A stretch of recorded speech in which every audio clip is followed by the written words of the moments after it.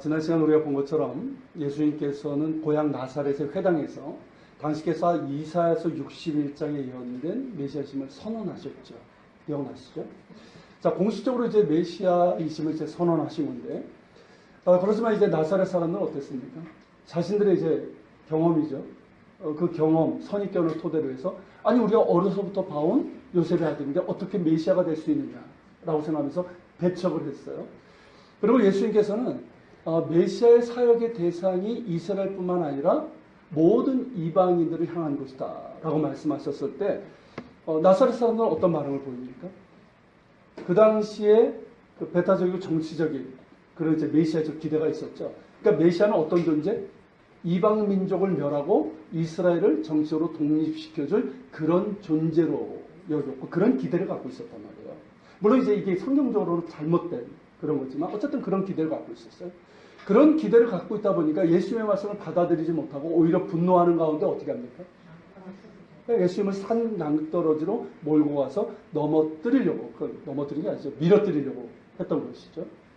그렇지만 예수님께서는 하나님의 영광의 빛을 나타내셨고 그래서 그들 가운데 지나서 가셨어요. 자, 그렇게 해서 예수님께서 오신 곳이 어디입니까? 가버나움. 자, 이 가버나움, 이게 이제 이 예수님께서 오신 루트예요. 저희 보면 이제 나사렛 보이십니까? 나사렛 보이고 쭉 길을 가면 갈릴리 호수, 시 오브 갈릴리 위에 보면 가버나움 있죠.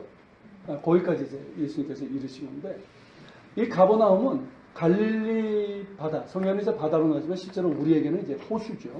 이 갈릴리 호수의 북쪽에 있는 곳이에요. 저기 보면 카퍼나움이라고 되어 있죠. 그게 가버나움이에요. 저기에 있는 곳인데 그러니까 예수님께서 이 가버나움을 가시고 가버나움을 중심으로 해서 많은 사역을 하셨어요. 이를테면 뭐냐면 가버나움을 당신의 사역의 본거지, 근거지로 삼으셨다라는 거예요. 왜일까요? 많은 장소가 있잖아요. 많은 장소가 있는데 왜 예수님께서는 가버나움을 당신의 공생의 사역의 근거지로 삼으셨을까요?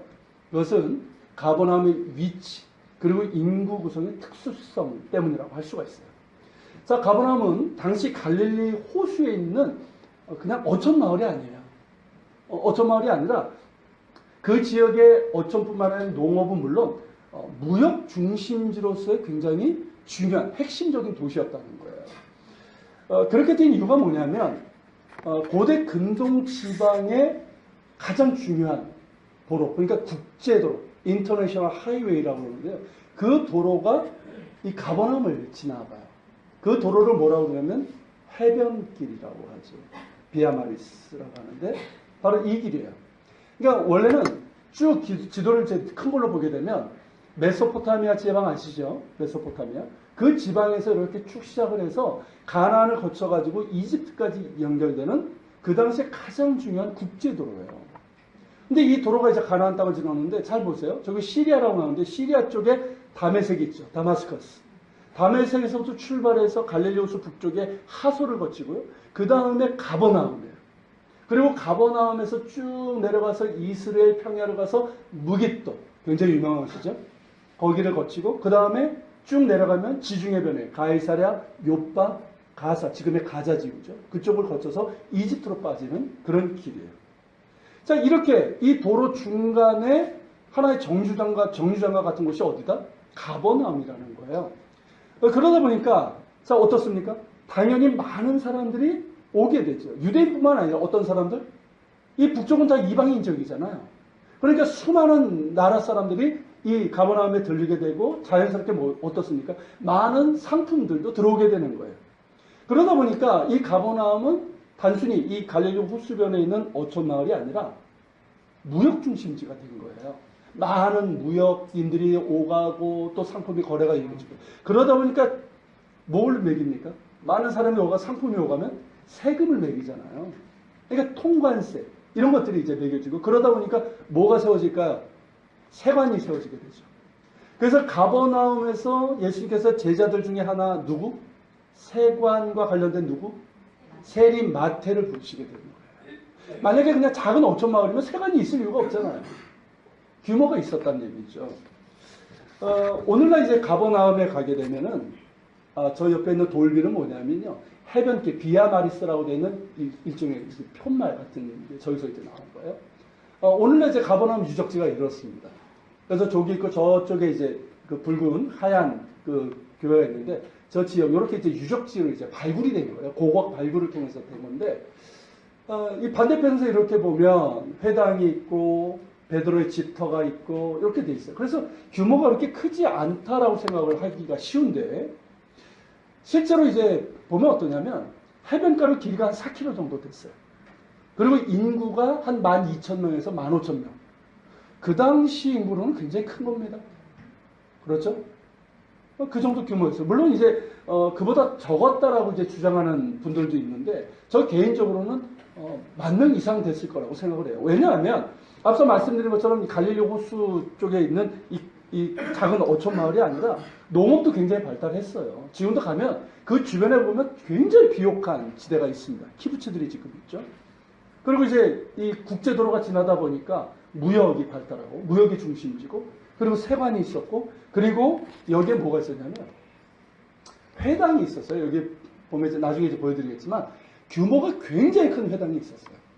그런 걸 보면 좋게 10,000명은 넘는 도시였다라는 것이죠. 그러니까 이게 이제 사람들이 이제 복원해 놓은 그림이에요. 근데 너무 작게 그린 게 아닌가 생각이 들어요. 이렇게 이제 활발했고요. 그리고 요거는 이제 어떤 화가가 갈릴리오 저기 앉아 있는 분이 베드로 같이 보이죠?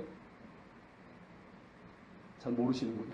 저는 베드로라고 생각했는데 이게 이제 가버나움이에요. 그러니까 정리하자면 이거예요. 가버나움은 어업과 농업은 물론 국제 무역의 북쪽에서는 중심지 역할을 했고 그러다 보니까 유대인들에게도 중요한 핵심 도시였고 그러면서 어떻습니까? 많은 이방인들이 그것을 오가고 또 머물기도 하고 그랬다는 거죠. 그러니까 어떻습니까? 유대인과 이방인들이 큰 충돌 없이 예루살렘 같은 데는 이게 어렵거든요. 근데 유대인들과 이방인들이 큰 어려움 없이 공존하던 그런 도시였다는 거예요.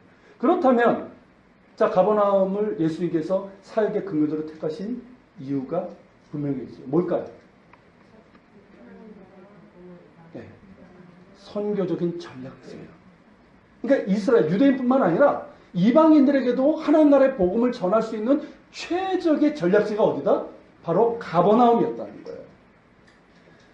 그래서 예수님께서 이제 공생의 사역의 근거지로 이제 삼으신 건데 가버나움을 근거지로 해서 그 위쪽에 보면 고라신이 있고요. 벳사다가 있어요. 옆에 가면은 그 지역 그리고 그 지역은 물론 갈릴리 지역 두루 다니시면서 복음을 전했고요. 뿐만 아니라 어디까지? 이방인 지역이라고 할 수 있는 데가볼리 지역. 그리고 들어와시던 페니키아 지역이죠. 지금의 레바논 지역인데 그쪽에서도 복음을 전하셨고요. 그리고 이제 예루살렘 및 이 유대 지역도 여러 번 가셨고 당시 유대인들이 아예 상종하지 않았던 사람들이 있었죠. 누구죠? 같은 사실 유대인의 그 피가 흐름에도 불구하고 이방인처럼 여기고 상종하지 않았던 사람들이 있었죠. 누구죠? 사마리아인. 훌륭해요. 사마리아인들이 사는 지역까지 가셔가지고 그렇게 복음을 전하셨단 말이죠. 그러니까 이것을 보면 예수님의 선교적인 열정과 그 범위가 어떠한지를 우리가 알 수가 있어요. 예수님께서는 나사렛 회당에서 이 이사야서 61장의 메시아적 사역이 이스라엘뿐만 아니라 모든 이방인들을 향한 것이라고 말씀하셨잖아요. 말씀하신 그대로 그렇게 행하신 거예요. 그러면서 유대인들은 물론 이방인들도 하나님의 백성으로 그렇게 구원하기를 원하셨던 것이죠. 이를 바리새인과 같은 보수적인 유대인들은 어떻게 여겼을까요? 아주 못마땅하게 여겼죠. 예수님의 제자들은 이해했을까요? 못했을까요?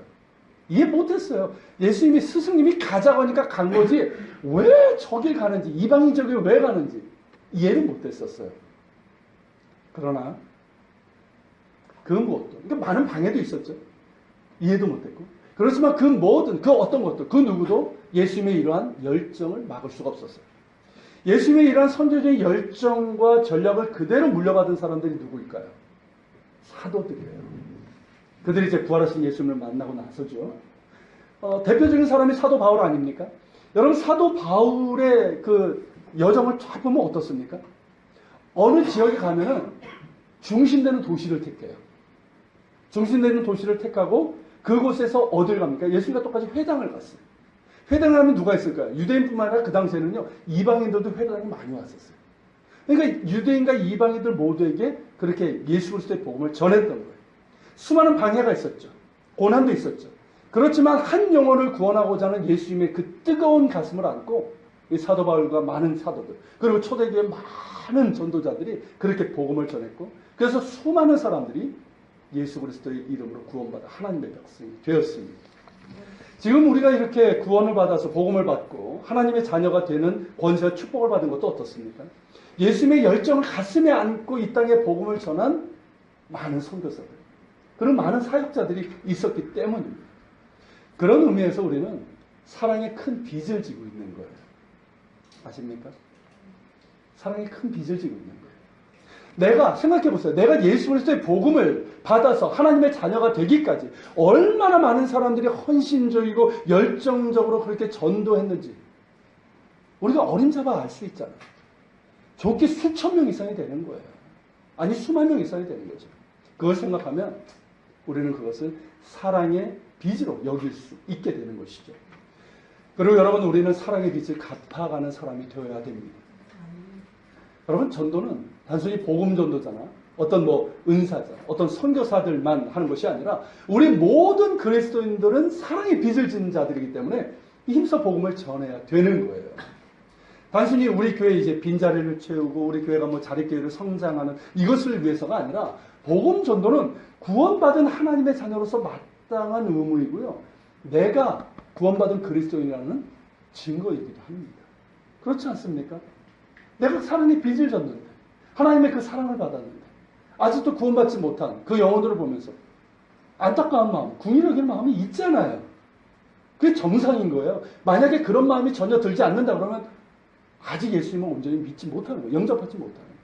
거듭난 사람들은요, 잃어버린 영혼을 향한 긍휼의 마음이 있어요. 여러분, 우리 가운데 예수님의 열정이 부어지기를 소망합니다. 예수님의 마음이 부어져야 돼요. 우리가 예수님을 닮아간다고 그러잖아요. 예수 닮기를 원한다. 예수 닮는다는 게 뭡니까? 예수님의 인격, 예수님의 삶, 이런 것도 있지만 예수님의 가슴 아니겠어요? 예수님의 그 뜨거운 가슴. 예수님의 뜨거운 가슴은 뭘까요? 두 가지예요. 하나님을 향한 거. 그죠? 그리고 하나는 사람을 향한 거예요. 한 영혼 한 영혼을 그 누구도 차별하지 않으시고 그대로 대하시고 인격적으로 대하시고 그를 구원하기 원하시는, 이게 예수님의 가슴이에요. 그런 예수님의 뜨거운 가슴이 우리 가운데 부어지기를 소망합니다. 그래서 우리가 그 열정으로 잃어버린 영혼들을 마음에 품고 기도하고 또 복음을 전할 수 있는 우리 모두가 될 수 있기를 바랍니다. 우리 살사 친구들도 수련회 때 친구들을 데리고 오니 많이 물어봅니다. 전도할 수 있기를 바랍니다. 아멘. 자, 오늘 본문은요, 이 가버나움을 이제 사역의 근거지로 삼으신 예수님께서 세 가지 사역을 하신 것을 요약적으로 보여주고 있는 거예요. 그러니까 누가는, 그러니까 복음서라는 게 단순히 시간적으로만 가는 게 아니에요. 의도를 가지고 그렇게 연결을 시키고 있어요. 자, 이 세 가지 사역이 뭘까요? 세 가지 사역. 본문에 나온 세 가지 사역. 축사, 치유, 말씀 사역이에요. 자, 축사를 이제 축귀라고도 하는데, 귀신 들린 자에게서 귀신을 내어 쫓는 것을 말하고요. 그리고 치유는 뭡니까? 말 그대로 병든 자를 고치는 사역을 말합니다. 말씀 사역은 당연히 이제 하나님 나라의 복음을 전하신 것이고요.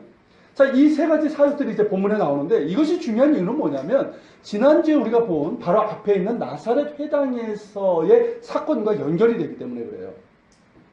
자, 예수님께서 나사렛 회당에서 이사야서 61장 1, 2절을 이제 낭독하시면서 당신께서 이제 메시아심을 선언하셨을 뿐만 아니라 메시아의 사역을 얘기를 하셨죠. 자, 메시아의 사역이 뭡니까? 가난한 자에게 복음을 전하고, 포로된 자에게 자유를 주고, 눈먼 자에게 눈을 뜨게 하며, 눌린 자를 자유케 하는, 주의 은혜를 전하는 이 사역이란 말이죠. 자, 이 사역을 이제 말씀하셨는데, 이건 뭐냐면 예수님 자신을 통해서 이런 메시아의 사역이 이루어졌다라는 거예요. 오늘 너희 귀에 응하여졌느니라, 그 뜻이잖아요. 자, 그렇다면 그 증거가 뭐냐는 거죠. 그렇지 않습니까? 예수님께서 나사렛 회당에서 그렇게 선언하셨지만 그 이후에 정말 예수님이 메시아시고 예언된 메시아시고 그런 사역을 하시는 분이시구나. 이걸 뭐 확증을 하나 증거가 있어야 되잖아요. 그 증거를 제시하고 있는 게 오늘 본문이라고 할 수 있는 거예요. 자, 먼저 예수님의 이제 축사 사역을 보면 본문 33절부터 35절인데요. 자, 다시 한번 읽어볼까요? 회당에 더러운 귀신 들린 사람이 있어 크게 소리질러 이르되 나사렛 예수여 우리가 당신과 무슨 상관이 있나이까? 우리를 멸하러 왔나이까? 하나님의 거룩한 자니이다. 예수께서 꾸짖어 이르시되 잠잠하고 그 사람에게서 나오라 하시니 귀신이 그 사람을 물의 중간에 넘어뜨리고 나오되 그 사람은 상하지 아니하는지라. 자, 일단 여기 회당이 나오죠. 자, 가버나움에 있는 회당이 이거예요. 지금 규모가 상당히 큽니다. 굉장히 커요. 이 회당에 대해서는 누가복음 7장에서 제가 좀 구체적으로 설명을 해드릴게요. 자, 이 귀신 들린 사람. 자, 다시 이 본문으로 가서. 자, 귀신 들린 사람이 있어요. 자, 귀신 들린 사람은 뭐냐면 악한 영에게 사로잡힌 사람을 얘기를 해요. 그러니까 예수께서 귀신 들린 사람에게서 귀신을 내쫓으신 건데 여기서 우리가 두 가지를 알 수가 있어요. 첫째는 뭐냐면 자, 귀신 들린 사람이 크게 소리 질러서 예수님에 대해서 뭐라고 얘기합니까? 나는 당신이 누구인 줄 아노니 하나님의 거룩한 자니이다. 자, 하나님의 거룩한 자. 이게 무슨 뜻이에요? 예수께서 하나님의 아들, 메시아심을 귀신같이 알았다. 뭐 이렇게 반응이 쉬웠지 않습니까? 귀신같이 한 거죠. 자, 마귀는 영적인 존재이기 때문에 예수님이 누구인지를 아는 거죠. 자, 두 번째는 뭐냐면 그렇게 크게 소리 지르는 귀신 들린 자에게 예수님께서 꾸짖어 말씀하시기를 잠잠하고 그 사람에게서 나가라 하시자 어떻게 됩니까? 귀신이 나갔다는 거예요. 그 사람에서 이제 나가니까 이제 넘어지긴 했는데 그 사람, 귀신 들렸던 사람의 몸은 전혀 상하지 않았다라는 것이에요. 자, 그런데 여기서 사람들 가운데는 이것을 쉽게 믿지 못하는 사람들이 있는 것 같더라고요. 그러니까 무슨 귀신이냐는 거죠. 21세기에 사탄 마귀 그리고 사탄의 종들인 이 악한 영들의 존재를 믿지 않는 사람들이 의외로 많아요. 그리고 어떤 사람들은 이 본문에 나오는 귀신 들린 사람을 정신병, 이 정신질환자로 그렇게 생각하는 사람들이 있어요. 그러니까 복음서에 나오는 이제 그 귀신 들린 사람들 있잖아요. 그거를 다 정신질환자로 이렇게 그렇게 여기는 사람들이 있어요. 이 사람들 역시 어떻습니까? 어떤 이 귀신의 존재, 그러니까 마귀의 존재, 그리고 이제 이 귀신 들림에 대해서 전혀 믿지 못하는 그런 사람들이에요. 그런데 여러분, 사탄 마귀와 사탄의 종들인 악한 영들은 존재합니다. 존재할 뿐만 아니라 악한 활동을 하고 있어요. 그 중에 하나가 뭐냐면 귀신 들림이라고 할 수 있는 거예요. 미국 하버드 출신의 심리학자인 이 스캇 팩이라는 분이 있어요. 이분이에요. 스캇 팩이라는 분인데 이분이 아주 저명한 심리학자입니다. 그리고 이분도 이 귀신의 존재 그리고 귀신 들림에 대해서는 믿지 않았던 분이에요. 철저하게 심리학적인 이론을 가지고 환자들을 대하고 그렇게 했어요. 근데 오랜 기간 동안 환자들을 관찰하고 치료하면서 정신질환과는 전혀 다른 유형의 환자들이 있다는 것을 알았습니다. 정신질환의 경우는 어떻습니까? 왜 와요? 어떤 충격이나 어떤 상처 혹은 유전적인 요인 등으로 인해서 생기는 것이고 검증 가능하고요. 그리고 객관적인 어떤 증상들이 있어요. 그런데 귀신 들림의 경우는 전혀 다르게 나타난다는 거죠. 이를테면 어떤 이상한 힘이 한 사람의 인격을 장악하고 있어요. 제어하고 있는 거예요. 그 사람이 아니에요. 다른 인격이 그 사람을 제어하고 있어요. 그러면서 이상한 소리가 나와요. 저도 그 소리 들어봤어요. 직접. 아주 음산한 그런 소리가 나오고 그리고 보통 사람이 알지 못하는 일을 말하기도 하고 엄청난 괴력을 발휘하거나 특이하고 음산한 시선으로 바라보는 그런 등의 일들이 일어난단 말이죠. 그러니까 이런 사람들을 이제 스캇 팩, 이 심리학자가 이제 대하면서 이거는 정신질환과는 전혀 다른 것이다. 그러면서 성경에서 말하고 있는 귀신 들림이라는 것을 알게 된 거예요. 그러면서 이제 목회자들이나 그리고 이제 그 축사의 은사를 받은 분들이 있잖아요. 그런 분들이 이제 귀신을 내쫓는 것을 보면서 악한 영이 실제를 하고 그 악한 영을 쫓아내고 치유하는 능력은 예수 그리스도의 이름에 있다는 것을 깨닫게 돼요. 그러면서 예수님을 믿게 된 분이에요. 여러분 그 내용이 바로 이 책이에요. 스카펙의 거짓의 사람들이라는 책인데 여기 나와요. 그래서 이 악의 실제, 악한 영들이 사람을 파괴시키는 그것을 제대로 믿지 못하는 분들에게는 한번 읽어볼 만한 그런 책이에요. 여러분 악은 실제합니다. 악한 영들이 한 사람의 인격을 침범해서 그 사람을 제어하고 파괴시키는 일은 오늘날에도 존재합니다. 여러분들 가운데 귀신 들린 사람을 뭐 본 적이 있는지 모르겠지만 저는 귀신 들린 사람을 실제로 경험해 봤어요. 정신병과는 전혀 달라요. 예수님 당시에도요, 이 귀신 들린 사람들에게서 귀신을 내어 쫓는 일을, 사역을 하는 사람들이 있었어요. 그러니까 유대교 내에서 그런 일을 하는 사람들이 있어요. 일종의 뭐 퇴마사라고 할 수 있는 사람들이죠. 이런 사람들이 있었어요. 근데 이 사람들은 자신들이 직접 귀신을 내쫓지 못하고 어떻게 했을까요? 귀신을 내쫓을 수 있다고 하는 그런 기도문이 있어요. 그 기도문을 읽으면서 이럴 때면 뭡니까? 하나님께 기도하는 거죠. 이렇게 했어요. 근데 예수님께서는 어떻게 하십니까? 당신보다 더 강한 능력을 요청할 필요가 있다 없다? 없으신 거죠. 그냥 꾸짖어 말씀하시는 것만으로도 마귀는 떠날 수밖에 없는 거예요. 왜? 그분이 하나님의 아들이십니다. 할렐루야. 하나님의 아들의 권세로서 명하실 때 마귀는 꼼짝 못하고 떠날 수밖에 없습니다. 그럼 마귀는 악하고 간교합니다. 우리는 자꾸 이제 동양적인 뭐 무슨 뭐 처녀귀신 뭐 이런 거에 너무 그런데 그런 식의 존재가 아니에요. 이 마귀는 굉장히 악하고 간교합니다. 그래서 이 귀신 들림으로 한 인격을 침범해서 완전히 파괴시키기도 하지만 많은 경우는 어떻습니까? 사람들의 탐욕, 사람들의 죄성, 음란함, 이 악함을 이용해서 인간성을 파괴하고 가정을 파괴하고 세상을 더욱더 악한 상태로 이끌어가요. 그래서 어떤 면에서 보면 모든 사람들이 사탄의 종로로 타고 있다는 것이 맞다고 할 수가 있어요.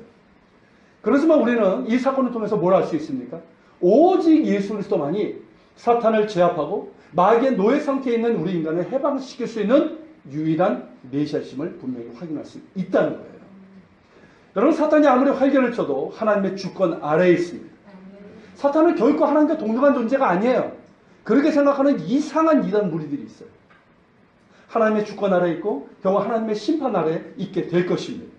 선 사탄은 이미 예수님께 패했잖아요. 광야에서 패했잖아요. 그리고 장사 어떻게 됩니까?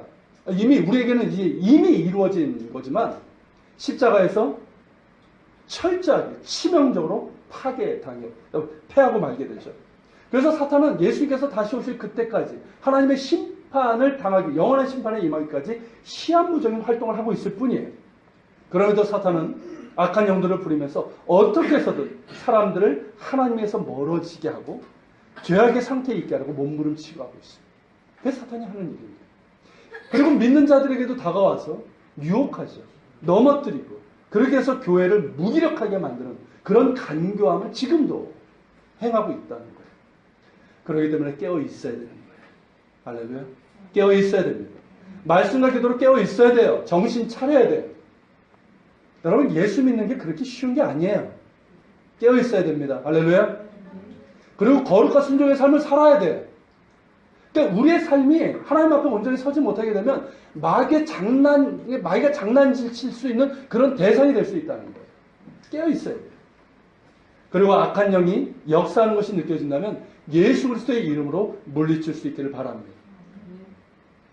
여러분 악한 영이 이렇게 역사하는 것을 느껴본 적이 있으십니까? 영적으로 예민한 분들은 이걸 경험하시는 분들이 있어요. 저도 그런 경험이 있고 지금도 가끔 그것을 느낄 때가 있어요. 물론 이제 모든 것을 마귀의 역사라고 그렇게 생각하면 안 돼요. 어떤 분 그런 분 있어요. 다 마귀야. 그거는 저 귀신론에 빠진 이상한 이단이고요. 그러니까 우리가 이제 구별해야 되는데 진짜 마귀의 역사가 느껴지는 그런 게 있단 말이에요. 그때 여러분 두려워하지 말고 예수 그리스도의 이름으로 물리칠 수 있기를 바랍니다. 예수 이름의 능력이고 권세가 있는 거예요. 아멘? 내 힘으로 못하지만 부활 승리하신 예수 그리스도의 이름으로 명할 때 마귀는 떠나가고 우리를 어찌할 수가 없습니다. 악한 영의 역사뿐만 아니라 어떻습니까? 우리 안에 있는 유혹들, 우리에게 찾아오는 유혹, 미움, 정죄함, 게으름, 특별히 게으름이 참 큰 문제예요. 게으름, 의심, 불안과 염려, 두려움 이런 것들이 올 때도 예수 그리스도의 이름으로 물리치십시오. 왜냐하면 그게 뭐 마귀가 직접적으로 준다 이런 뜻이 아니라 그것들이 그냥 우리가 그냥 내버려 두게 되면 어떻게 될까요? 마귀의 장난질을 할 수 있는 그런 도구가 되는 거예요. 그런 것들이 마귀의 장난질하는 도구가 되지 않도록 예수 그리스도의 이름으로 물리치시고 또한 기도와 말씀 가운데 굳건히 설 수 있는 여러분 되시기를 축복합니다. 자, 이처럼 유대교 예수님께서 다른 유대교의 테마사들이나 랍비들과 달리 오직 말씀으로 귀신을 내쫓으자 사람들은 어떻게 될까요? 놀라게 되죠. 예수님의 권위와 능력에 놀라게 되고 그 소문이 어떻습니까? 이런 소문은 많이 나잖아요. 근처 사방에 퍼지게 돼요. 그리고 이어지는 사역이 뭐냐면 치유 사역이에요. 자, 38절부터인데 예수님께서 회당에 나가셔서 시몬의 집, 곧 시몬 베드로의 집에 들어가시게 되죠. 성중의 하늘이 나를 보세요. 자, 저기 이제 이게 가버나움 회당에서 본 건데요. 저기 멀리 보이는 큰 현대식 건물이 있죠. 저 바로 밑에가 뭐냐면 베드로 생가터예요. 생가터를 그대로 보존하고 교회를 세운 거예요. 저기가 이제 터인데 정확하게 하면 그 회칠한 밑에 있는 터예요. 위에 있는 거는 이제 나중에 교회가 세워진 것이고요. 이게 이제 발굴 당시의 모습인데 그래서 위에서 이렇게 볼 수 있게끔 돼 있어요. 나중에 이제 가면 여러분들 직접 보시게 될 거예요. 자, 이렇게 이제 시몬의 집, 이 베드로의 집, 정확하게 하면 처가예요. 이 시몬 베드로는 원래 베세다 출신인데 나중에 이것도 한번 말씀드릴게요. 자, 근데 이제 이 집에 들어갔는데 베드로의 집에 들어갔는데 그때 이제 장모가 아주 중한 열병을 앓고 있었어요. 아주 고열이죠. 여러분 이 고열은 지금도 굉장히 위험한 거 아시죠? 생명을 앗아갈 수 있는 이 병이에요. 아주 고열은. 그러니까 그 당시에는 어떻습니까? 의술이 그렇게 발달할 때가 아니니까 이거는 정말 위험한 그리고 고치기 힘든 그런 중병이었단 말이죠. 자, 사람들은 예수님께 시몬의 장모를 이제 고쳐주시기를 이제 청하게 됐고요. 그리고 이번에도 예수님께서는 이제 이 열병을 꾸짖으시고 그러자 열병이 떠나 곧바로 나음을 줬어요. 곧바로 나음을 입어가지고 이 장모가 그냥 일어나가지고 예수님께 감사하면서 시중을 들 정도였다는 거죠. 자, 이 역시 말씀으로 고치셨어요. 그러자 어떻게 될까요? 더 소문이 나면서 가버나움 인근 지역의 모든 사람들이 몰려들면서 그냥 왔을까요? 때가지로 왔을 뿐만 아니라 자기 집에 있는 아픈 사람들, 아는 아픈 사람들. 그러니까 온갖 병자들을 다 데리고 온 거예요. 자, 온갖 병자라고 할 때는 어떤 병자들이 왔을지 여러분 상상이 좀 되죠? 그러니까 우리가 알 수 있는, 그러니까 오늘날에 비해서는 상대적으로 의술이 발달하지 않을 때이기 때문에 우리가 알 수 있는 모든 질병을 가진 사람이 다 온 거예요. 그러니까 뭐 악성 피부병 환자도 있었겠고 내과 환자들도 있었을 것이고 외과 환자도 있을 것이고 선천적이거나 후천적으로 이 장애가 불구가 된 그런 사람들도 이렇게 왔을 거예요. 자, 그런 사람이 다 왔어요. 자, 이런 경우 어떨까요? 보통은 난감하죠. 그리고 유대인들의 경우는 어땠을까요? 자, 예수님은 그 당시에 아주 훌륭하고 존경받는 랍비로 여겨졌던 분이에요. 그리고 랍비로 여겨졌던 사람들이 바리새인들이었잖아요. 자, 바리새인들의 경우는 어땠을까요? 이런 온갖 병자들이 자기에게 몰려왔다. 어떨까요? 당장 도망갑니다. 왜냐하면 이 병자들은 어떻게 생각했을까요? 그러니까 율법을 너무 이제 문자적으로 해석을 하면서 부정한 죄인으로 여기는 거예요. 그러니까 부정한 죄인과 내가 접촉을 하게 되면 어떻게 됩니까? 내가 부정해지는 거예요. 그러니까 부정해지면 어떻게 하냐면 나는 정해질 때까지 따로 격리가 되고요. 그리고 정결 예식을 해야 되는 거예요. 이러다 보니까 가까이 하지 않았어요. 상종하지 않았고 만약에 오더라도 이게 바리새인들 중에도 이제 궁리를 여기는 마음이 있잖아요. 이게 도움을 줘도 직접적인 신체적인 접촉은 굉장히 삼가를 했습니다. 물론 이제 의사들이 있었어요. 그 당시에도. 그런 사람들은 이제 손을 댔지만 대부분의 사람들, 경건한 유대인들은 그렇게 이제 이 병자들을 그렇게 직접적으로 신체적인 접촉을 삼가했단 말이죠. 뭐 지금도 우리도 그렇잖아요. 함부로 만지지 않잖아요. 병이 옮을 수도 있기 때문에. 그런데 여러분 예수님은 어떻게 하십니까? 어떻게 하세요? 자, 40절에 그 말씀이 나오는데요. 자, 해질 무렵에 사람들이 온갖 병자들을 데리고 나오매 예수께서 일일이 그 위에 손을 얹어 고치심. 자, 어떻게 하셨습니까? 예수님께서 난감하지 않으시고 오히려 그 모든 환자들을 반갑게 맞아주신 거예요. 품어주신 거예요. 그러면서 일일이 한 사람 한 사람 참 이거는 의사들이 배워야 되는 부분이 아닐까 싶어요. 그죠? 한참 막 예약 한 달, 두 달. 그리고 만나는 시간은 예수께서 어떻게 하십니까? 일일이. 굉장히 많은 사람이 왔을 거예요. 일일이 그의 손에 얹어 고치셨다라는 거예요. 여러분 복음서에 보면 예수님께서 환자들을 고치셨을 때, 병자들을 고치셨을 때는 두 종류로 나와요. 하나는 말씀으로 이제 하실 때가 있고, 근데 의외로 손을 얹거나 신체적인 접촉을 하실 때가 의외로 많아요. 자, 손을 얹어서 고치셨다는 건 무엇을 의미하는 걸까요, 여러분? 자, 환자에게 환부에 손을 대신 거예요. 많은 분에 보면 그냥 머리에다 손을 얹으신 게 아니라 환부에다 손을 대셨어요. 나병 환자들도 그렇고 눈먼 사람도 그렇고 그렇게 하셨단 말이죠. 이것은 뭘 의미하는 걸까? 직접 손을 대셨다. 인격적인 대우를 의미하는 거예요. 자, 병자의 환부에 손을 얹거나 만지는 것은 생각보다 쉽지 않아요. 지금도 그래요. 특히 이제 고름이 나는, 그 당시에는 어떻게 이게 뭐 방법이 없어요. 그런 고름이 나는 악성 피부병이나 나병 같은 경우, 이런 경우는 더더욱 그렇죠. 그리고 그 당시에는 부정한 죄인으로 여겼기 때문에 더더욱 그럽니다. 그런데 예수님께서는 그 병자들에게 직접 손을 얹으시고 환부를 어루만져 주시면서 고치셨다는 것은 뭘 의미하는 걸까? 나는 당신을 부정한 죄인으로 여기지 않는다는 거예요. 여러분 이게 놀라운 은혜 아닙니까? 자, 지금은 그래도 우리가 좀 괜찮지만 과거는 어떻습니까? 저 어렸을 때만 해도요. 특히 이제 신체적으로 어떤 그 불구가 있는 분들을 굉장히 천시하는 그런 게 있었어요. 그죠? 막 안 좋게 지금도 그 욕처럼 하는 말 있잖아요. 네. 그런 사회였단 말이죠. 그 당시엔 더 했겠죠. 그러니까 이 사람들은 선천적으로나 혹은 뭐 후천적으로 이렇게 불구가 됐거나 혹은 이런 중증 어떤 병을 갖고 있는 분들은 어떻습니까? 사람들에게서 어떤 취급을 받았어요? 더럽다. 가까이 오지 말라고. 부정한 죄인이라고. 이러면서 인격적으로 대우를 받아본 적이 없어요. 근데 예수님께서는 어떻습니까? 나를 환영해 주시고 부드럽게 맞아주시고 나의 환부에 손을 얹어주시고 만져주시면서 고쳐주시기가 어때요? 이게 은혜인 거죠. 그러니까 예수님의 치유는 단순히 몸을 고치신 게 아니에요. 그 몸을 고치셨을 뿐만 아니라 몸의 병보다 더 깊은 게 뭡니까? 병자들 보세요. 실제로 마음의 병이에요. 오랫동안 그 병을 앓고 계신 분들의 문제가 뭐냐면 마음이 병들어요. 예수님께서 그 몸뿐만 아니라 그 마음의 병을 치유해 주시고 나아가서 그 영혼을 구원해 주신 거예요. 할렐루야. 전인격적인 치유와 구원의 사역. 이게 예수님의 치유 사역이에요. 단순히 병을 고친 게 아니라.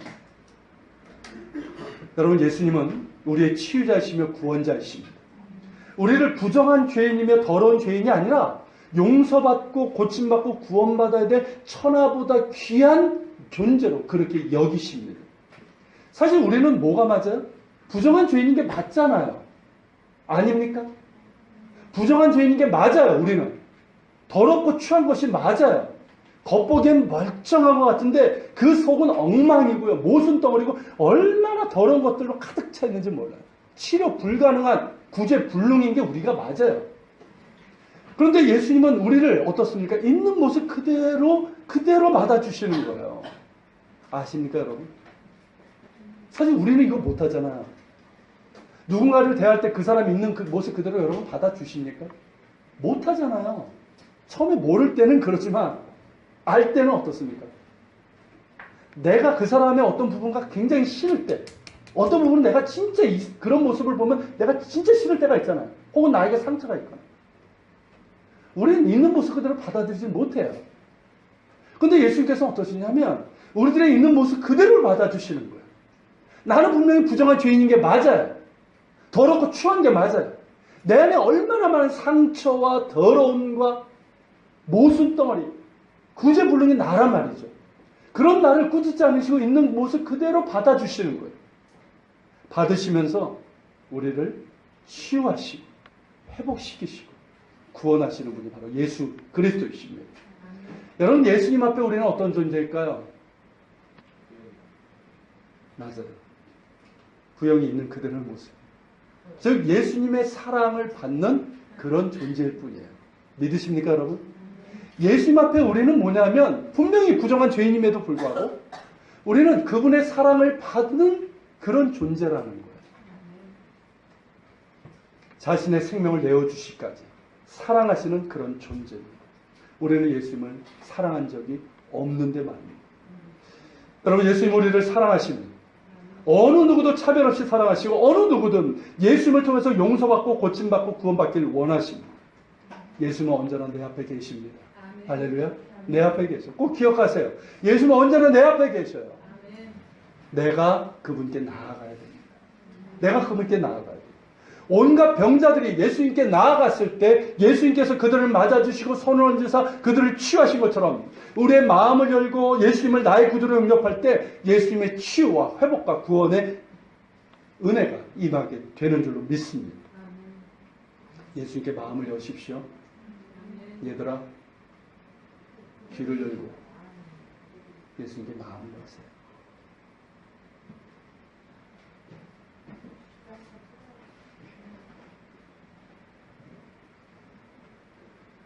예수님께서 여러분들을 어루만져 주실 것입니다. 할렐루야.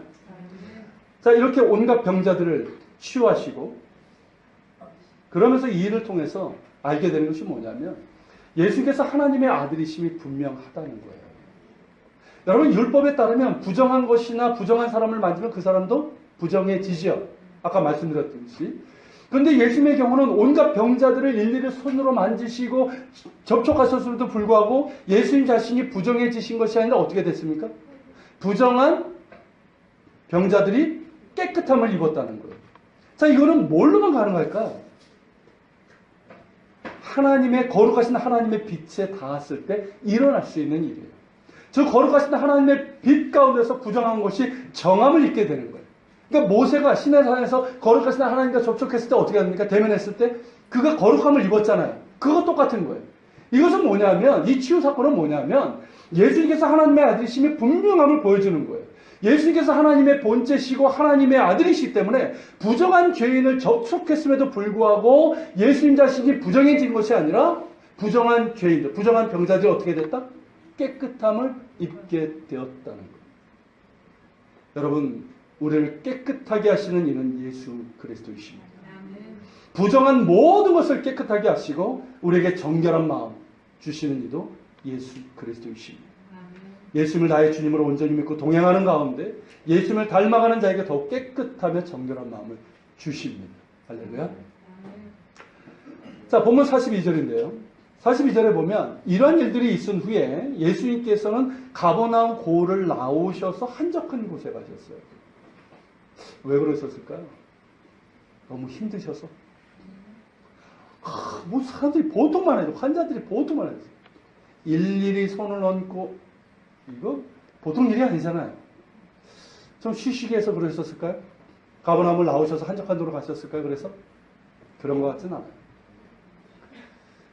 어쩌면 가버나움 사람들을 위한 배려라고 할 수도 있을 것 같아요. 왜냐하면 자, 너무 많은 사람들이 몰려들고 온갖 병자들이 찾아오면 가버나움 사람들이 좋아할까요? 좋아하지 않습니다. 그 많은 사람들 감당할 수가 없어요. 그런 면에서 본다면 가버나움 사람들을 위한 배려라고 볼 수가 있을 거예요. 그런데 더 중요한 이유는 다른 데 있어요. 그것이 이어지는 구절에 나옵니다. 자, 여러분들 성경을 한번 보세요. 거기 보면 자, 사람들이 이제 예수님을 찾죠. 예수님께서 가버나움을 나가셨어요. 그러니까 예수님을 찾아 나서요. 그래서 이제 예수님을 만났을 때 뭐라고 청합니까? 우리들에게서 떠나지 말 것을 그렇게 청합니다. 그게 쉽게 하면 생각해 보세요. 자, 이들이 이제 예수님을 하나님의 아들 메시아로 믿었는지는 불명하지만 이렇게 훌륭하고 놀라운 능력을 가진 예수님이 어떻습니까? 우리 가운데 있어야 되는 거예요.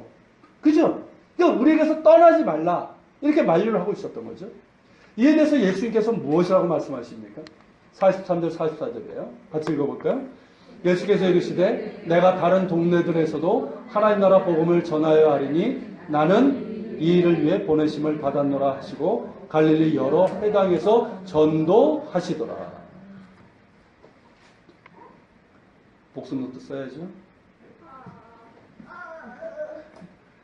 자, 예수님께서는 비록 가버나움을 사역의 근거지로 삼으셨지만 가버나움뿐만 아니라 다른 동네들에 가서도 하나님 나라의 복음을 전해야 한다고 말씀하셨어요. 나는 이 일을 위해서 보냄을 받았다라고 하시면서 가버나움을 떠나서 갈릴리 지역의 여러 회당에서 전도하셨어요. 즉 하나님 나라의 복음을 전하는 이 일을 위해서 이 땅에 오셨다는 것이고 그 복음을 전하기 위해서 여러 지역을 두루 다니셨습니다. 여러분 복음은 그런 거예요. 복음은 한 곳에 머물 수 없습니다. 그게 복음의 생명력이에요. 온 세상이 기다리고요. 온 천지 만물이 고대하고 기다린 게 뭡니까? 메시아예요. 아십니까 여러분? 하나님의 구원이에요. 우리 인간에게는 구원의 길이 없어요. 사람들은 종교를 만들고 법을 만들고 도덕을 만들고 그래서 착하게 살면 구원받는다고 얘기를 하지만 아니에요. 다 거짓이에요. 우리 죄인에게는 구원의 길이 없어요. 세상은 죄악으로 완전히 망가지고 말았어요. 그렇기 때문에 온 천하 만물이 하나님의 아들을 기다리고 있었던 거예요. 메시아를 기다리고 있었어요. 그리고 예수님께서 이 땅에 오셔서 그 구원의 길을 여시는 거예요. 근데 그 복음이 어찌 가버나움에 머물 수가 있겠습니까? 그렇지 않아요? 어찌 복음이 가버나움이라는 그 한 곳에 그렇게 머물 수가 있겠어요?